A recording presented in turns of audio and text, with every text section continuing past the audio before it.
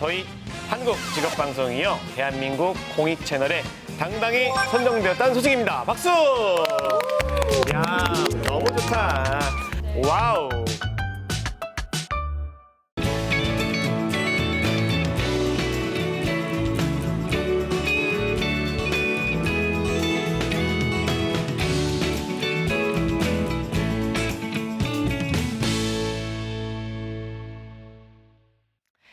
네, 오늘도 슈퍼맘 리턴즈 1부는 재취업 프로젝트로 문을 활짝 열어보겠습니다. 오늘 함께 하실 전문가는요, 취업 컨설턴트 이윤정 선생님이십니다. 어서 오세요. 안녕하세요. 취업 컨설턴트 이윤정입니다. 오늘도 우리 슈퍼맘님들께 도움되는 알찬 정보 전해드리도록 하겠습니다. 네, 선생님. 선생님 약간 가을하고 겨울이랑 어울리는 여자신가 봐요. 아, 예, 왜요? 갈수록 미모가 돋으시네요. 감사합니다. 네, 이런 지난주에 약속이 이어서. 없던 멘트를. 네, 오늘 이 감사합니다. 미모만큼이나 알찬 네. 정보 좀 전해주셨으면 좋겠는데요. 네. 어떤 직종 준비하셨나요? 오늘도 한 가지 질문을 제가 준비를 했는데 네. 우리 진행자분께서는 요즘 혹시 마이스 산업이라는 이야기 들어보신 적 있으세요? 마이스요. 네. 무슨 기사나 이런 걸 많이 나오는 것 같아요. 헤드라인에서 좀 봤던 것 같은데. 네. 네, 어려운 건 뭐 또 물어보시는 거 아니죠? 아닙니다, 아닙니다. 네. 오늘 이제 마이스 산업이라는 게 요즘 말씀하신 대로 각종 보도라든가 뉴스에서 굉장히 많이 다뤄지고 있는데요. 네네. 마이스 산업이라고 하면 이제 영어 약자인데 회의, 그다음에 포상 관광, 컨벤션, 그리고 이벤트와 전시, 여기에 머리 글자를 따서 만들어진 게 이제 마이스라는 단어입니다. 그래서 국제 회의를 뜻했던 컨벤션 산업이 이게 회의뿐만 아니라 관광이라든가 전시, 회의, 박람회, 이벤트 이런 복합적인 산업으로 확대되고 있는 부분들을 이야기를 하는데요. 네. 비즈니스 관광이라고 표현을 하기도 합니다. 최근 이렇게 마이스 산업과 관련해서 우리나라를 찾았던 방문객이 규모가 굉장히 크고 또 1인당 소비액도 일반 관광객들보다 월등히 높다고 해요. 그래서 오늘은 이렇게 마이스 산업이 좀 주목되는 거에 따라서 같이 각광받고 있는 직업, 컨벤션 기획사라는 직업을 소개해드리려고 합니다. 네, 자, 날로 커지고 있는 이 마이스 산업과 뗄래야 뗄 수 없는 그런 직업이라고 할 수 있겠죠. 이 컨벤션 기획사에 대해서 이제 오늘 본격적으로 이 시간 통해서 다뤄볼 텐데요. 우선 오늘도 직업 소개, 뭐 직업 정의에 대해서 먼저 좀 부탁드릴게요. 네, 컨벤션 기획자라고 하면 국제회의, 전시회 등의 행사를 기획하고 진행하는 사람을 이야기를 합니다. 뭐 국제회의 전문가라고 부르기도 하는데 컨벤션은 이제 국내외 회의뿐만이 아니라 전시회라든가 그런 박람회장 이런 것들을 포함을 하게 되는데요. 네. 경우에 따라서는 이런 전시에서 교역이나 각종 이벤트 기능이 더 중시되기도 합니다. 그래서 컨벤션의 전방적인 진행을 책임지는 이런 컨벤션 기획사의 역할이 점점 중시되고 있다고 말씀드릴 수 있겠습니다. 네, 그럼 주로 어떤 일을 담당하게 되는 건가요?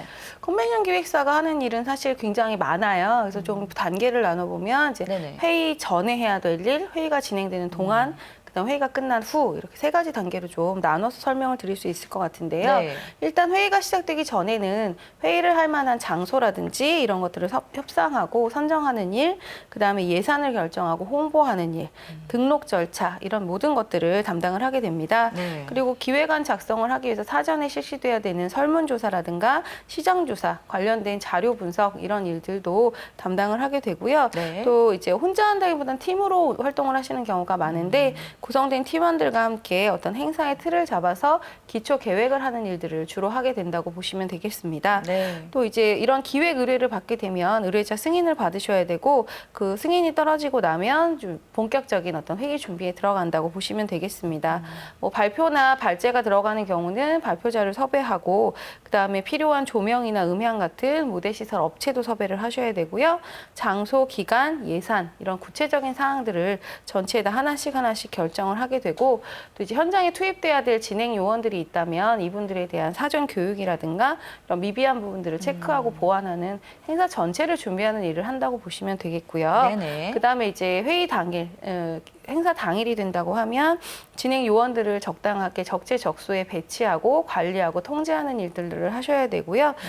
그다음에 뭐 이제 투숙객이 있는 경우라고 한다면 등록 절차라든가 객실 배정 계획, 또 비상이나 돌발 상황에 대한 어떤 대처, 그다음에 행사장 설치나 여러 가지 점검 사항들에 대한 일들을 전반적으로 살피는 거를 이제 행사가 진행되는 동안에 하셔야 되겠고 네. 회의가 끝난 후라고 하면 이제 사후에 이루어져야 될 일들이 또 있잖아요. 네네. 그래서 뭐 회의 결과 보고서를 작성한다든가 어. 사용된 예산을 결산을 한다든지 또 회의나 행사에 대한 어떤 평가 과정 이런 것들을 다 진행하는 총괄적인 일을 네. 하는 직업이다라고 보시면 되겠습니다. 하는 일이 너무너무 많은데요. 네, 지금 굉장히 소개해 주시는 많죠. 것만 봐도 한 20가지는 되는 것 같아요. 네, 그래서 네, 네. 절대 혼자서는 하실 수 없을 것 같고 말씀해 주신 것처럼 이렇게 팀을 이뤄서 해나가야 되는 일이 아닐까 싶은데 일 자체는 굉장히 어떤 생동감 넘치고 네, 굉장히 맞습니다. 전문성이 높으면서도 하면서 굉장히 보람을 느낄 만한 네. 어떤 그런 살아있는 직업이 되지 않을까 하는 생각이 듭니다. 근데 이런 컨벤션 기획사가 존재하기 위해서는 일단은 그런 행사들을 많이 개최를 해야 되잖아요. 그래서 그렇죠. 한마디로 앞서 말씀하신 마이스 산업이 많이 이제 호황을 누려야 될 텐데 우리나라 지금 마이스 산업의 모습은 어떤가요? 최근 들어서 굉장히 최근 몇 년 새에 좀 급부상하고 있는 직업이 아닌가, 업종이 아닌가 생각이 되는데요. 네네.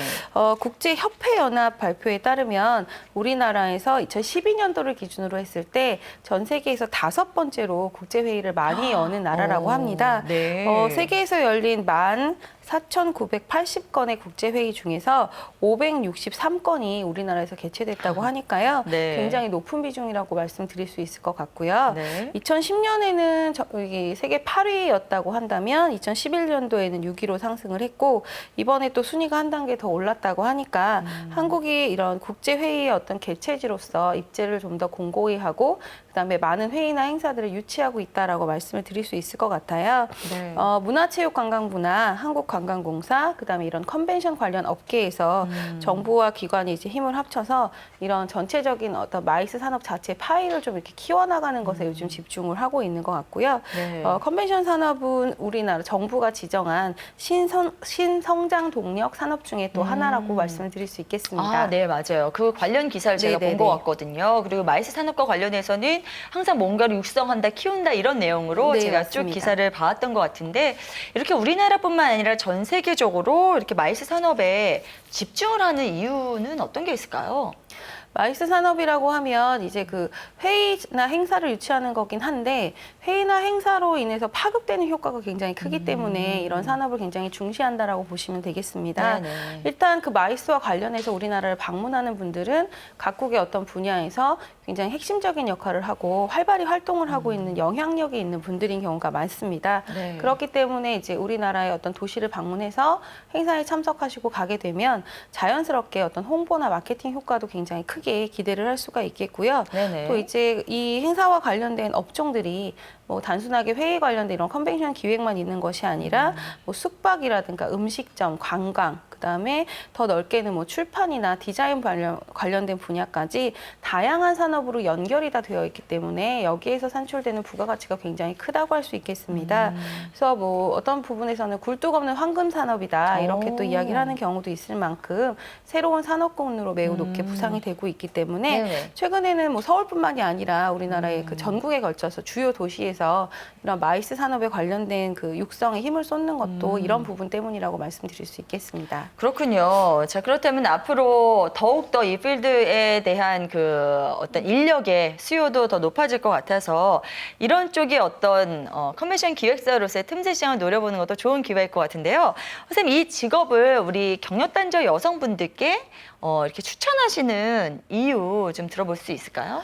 일단은 아까 우리 진행자분이 아주 좋은 표현을 해주셨는데 굉장히 역동적이고 살아있는 직업이라고 활동성이 있는 직업이잖아요. 네. 그리고 또 이제 이런 행사적인 아까 하는 일에 대해서 말씀드렸다시피 전체를 좀 총괄하는 이런 일들을 하게 됩니다. 그래서 좀 멀티플레이어의 감각이 좀 필요한 그런 직업이에요. 물론 전문성이 좀 담보가 돼야 되긴 하지만 네. 그래서 우리 이제 경력단절 여성분들 중에도 이전에 좀 관련된 경력이라든가 어학 능력을 가진 분들이 있으실 거고 또 이런 돌발 상황에 대한 어떤 상황 대처라든가 판단 능력, 문제 해결 능력 이런 것들이 좀 뛰어난 분들이 계실 거기 때문에 우리 경력단절 여성 특히 이제 육아 경험이 있으시고 여러 가지 이런 상황 대처에 좀 뛰어난 감각을 가진 분들이라면 컨벤션 기획에 도전을 해보셔도 좋을 것 같아서 오늘 추천을 드립니다.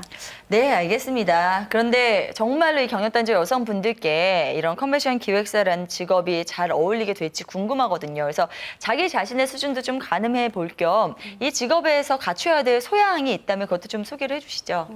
아무래도 이제 국제 관련된 회의라고 하면 외국인을 상대해야 될 일들이 좀 많이 있잖아요. 네. 그래서 어학 능력이라든가 국제적인 어떤 그 정세, 세계 그 뭐죠 시사 상식 네네. 이런 것들에 대한 역량이 좀 필요합니다. 그리고 좀 그 전문성을 더 갖추고 경력이 쌓이게 되면 행사 자체를 수주할 수 있는 영업 능력이라든지 섭외 기술도 필요한 경우가 있습니다. 네네. 또 이제 행사를 관할해야 되는 만큼 꼼꼼하고 세심한 성격의 소유자한테 좀 유리하고요. 진행 능력이라든지 리더십, 그다음에 추진력을 좀 필요로 합니다.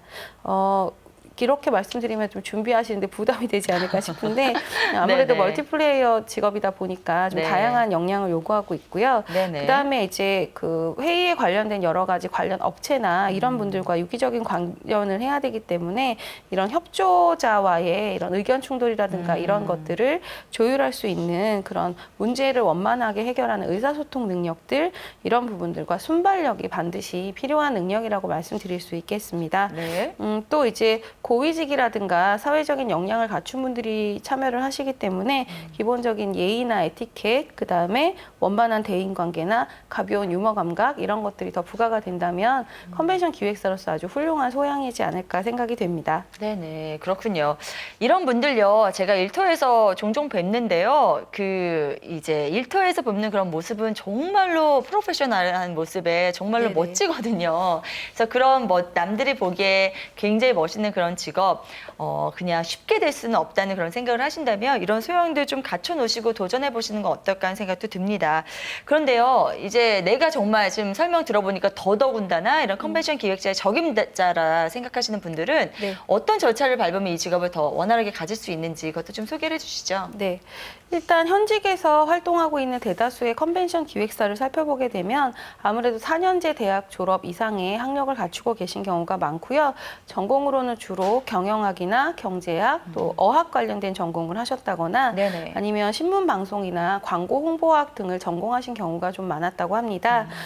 일부 학교에서는 그 관광학 계열이라든가 이벤트 관련된 학과를 전공하시는 것도 이런 컨벤션 기획사를 준비하는 데는 유리하다고 보여지고요. 네. 또 이제 그 정규 대학뿐만이 아니라 이 관련 교육 과정이 개설되어 있는 대학의 사회교육원이라든지 국제회의 전문가 교육 프로그램 이런 교육 과정들을 이수를 하시면 컨벤션 기획사로 입문하는 데 도움이 많이 될 것 같고요.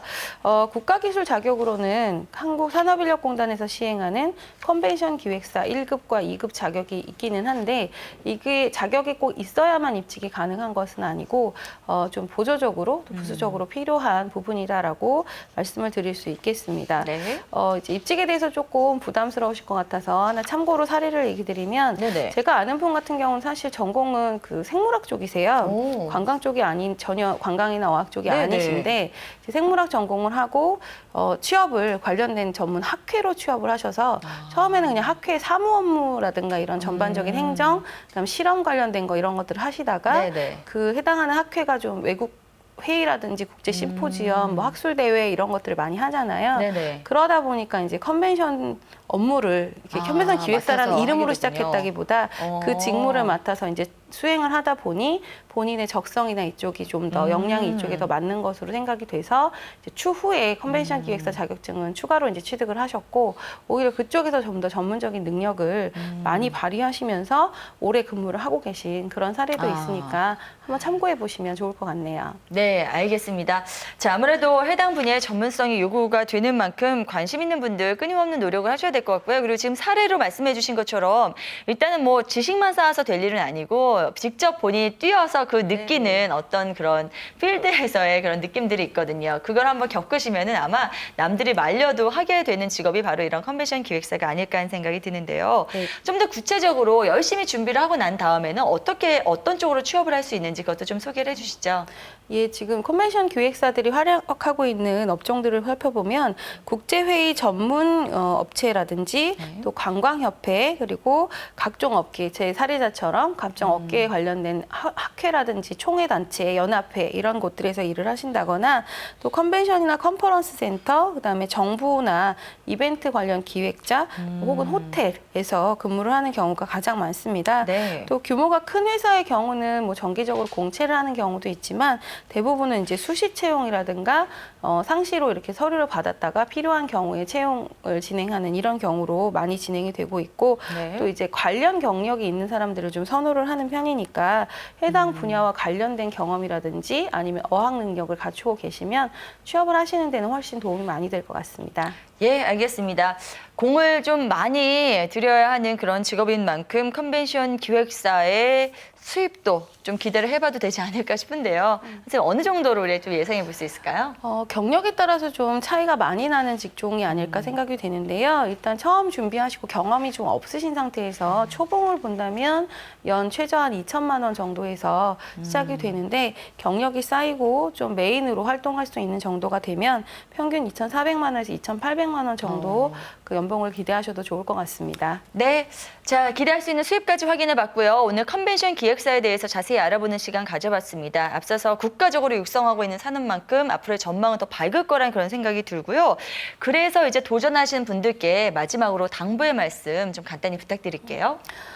이 직업은 뭐 직업적인 안정성이나 비전도 물론 좋지만 아까 말씀드린 것처럼 이런 성취감이라든가 도전의식 이런 것들이 있으시고 우리 필드에서 느끼는 이런 기분 얘기하셨는데요. 네네. 그런 것들에 좀 만족감을 많이 느끼는 분들이라면 충분히 도전해 볼 만한 직업이라고 생각이 됩니다. 네. 대신에 이제 준비 과정을 보게 되면 행사가 이제 국제 행사 다니다 이루어지다 보니까 뭐 준비 기간이 길게는 6개월에서 1년 이상 걸리는 경우들도 있고 또 행사 기간이 임박하게 되면 좀 현장 위주로 좀 뛰어다니면서 일을 해야 된다거나 돌발 상황이 발생하면 야근이라든가 뭐 주말에 출근을 한다거나 이런 경우들도 약간은 있을 거라고 생각이 돼요. 네. 그래서 또 우리 경력단절 여성분들 중에 이런 근무 시간에 대한 부분을 좀 신경 쓰시는 경우들도 많이 있지만 어느 정도 좀 육아라든가 이런 데서 조금 자유로운 상황이라고 하시면 본인의 어떤 도전이라든가 이런 성취감을 위해서라면 앞으로의 전망을 보시고 좀 꾸준히 네. 노력을 쌓으셔서 도전을 해보신다면 좋은 결과를 얻으실 수 있을 거라고 생각이 됩니다. 네, 잘 들었습니다. 자, 마지막 이 당부의 말씀까지 여러분 꼭 새겨 들으시기 바라겠고요. 자, 지금까지 이훈정 선생님과 컨벤션 기획사에 대해서 자세히 이야기 나눠봤습니다. 오늘도 말씀 고맙습니다. 고맙습니다.